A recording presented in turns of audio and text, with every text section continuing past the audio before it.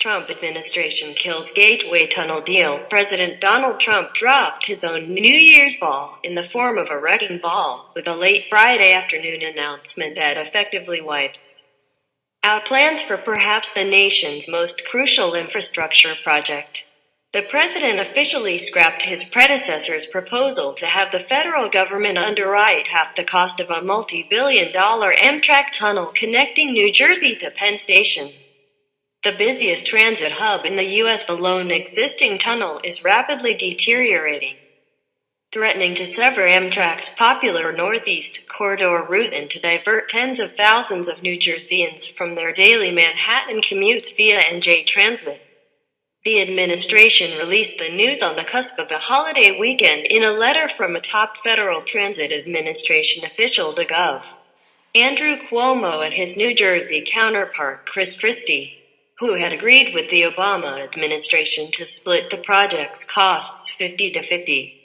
President Barack Obama's Department of Transportation, which encompasses the FTA, had consented to that framework with Christie, Cuomo, now Senate Minority Leader Charles Schumer and New Jersey Sen. Cory Booker in 2015.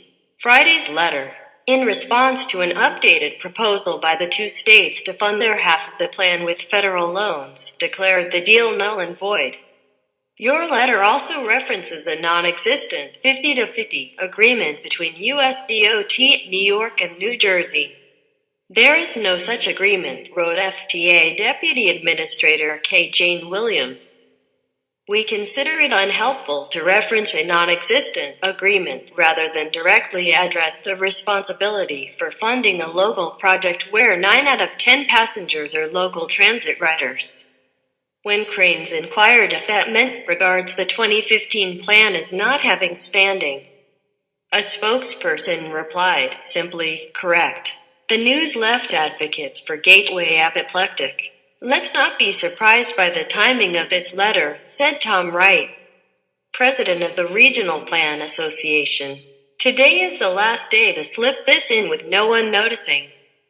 The Trump administration is content to kick the can down the road on Gateway. The letter marks the latest blow to the project, which includes the new tube under the Hudson River, repairs to the atrophied existing dual tunnel conduit, and the reconstruction of New Jersey's troubled Portal Bridge. The Trump administration undermined the endeavor earlier this month by mocking the New York-New Jersey proposal to have the Gateway Development Corp. borrow money through the Federal Railroad Rehabilitation and Improvement Financing Program, even though the states would repay the loan. Williams' letter Friday echoed U.S. DOT's earlier assertion that this proposal has Washington funding the majority of the project, a declaration that stunned many observers, who noted that states frequently finance major infrastructure undertakings by borrowing money from the federal government.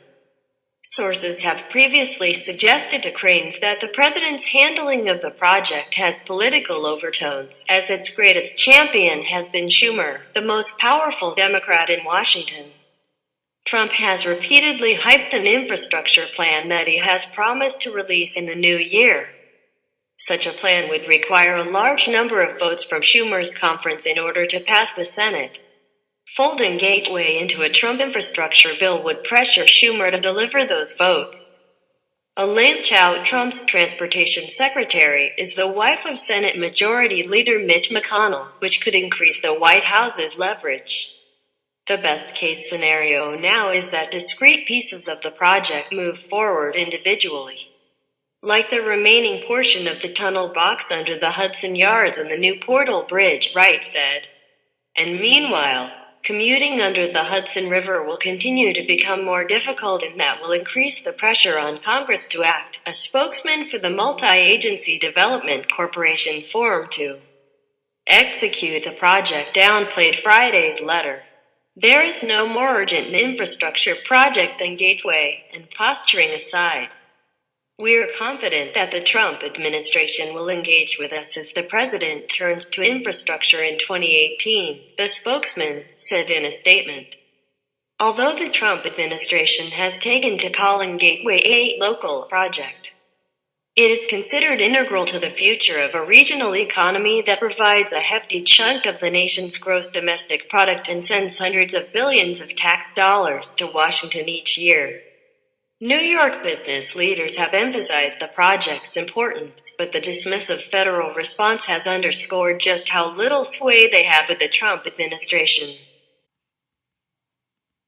Ironically, the area of strongest agreement between Democrats and Trump has been the need for infrastructure improvements, and the president has touted a forthcoming $1 trillion plan.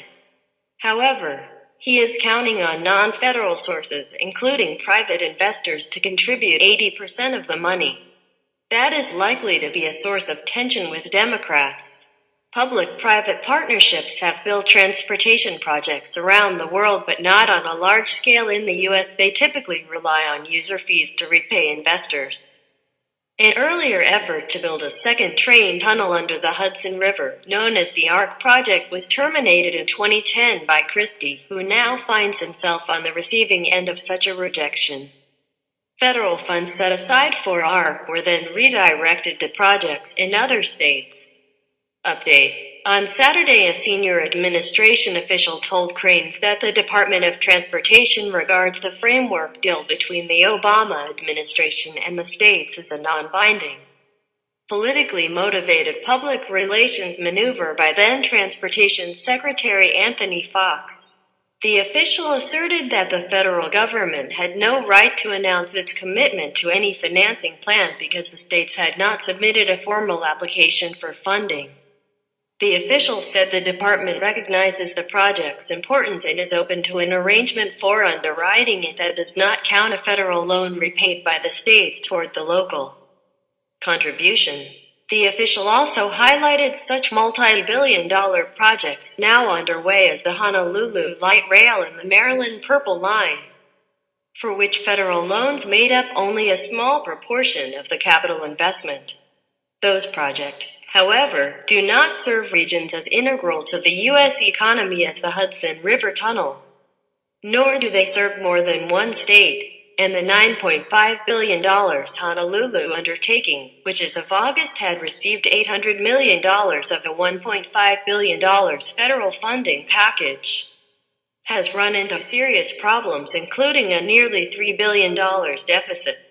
Experts question the benefit it would have for Honolulu, let alone the nation, should Hawaii manage to finish it. Maryland's $2.4 billion Purple Line, for which a $900 million federal grant was approved, is a state project, and much smaller than Gateway, which could end up costing 10 times as much. The Maryland project also received an $875 million federal loan,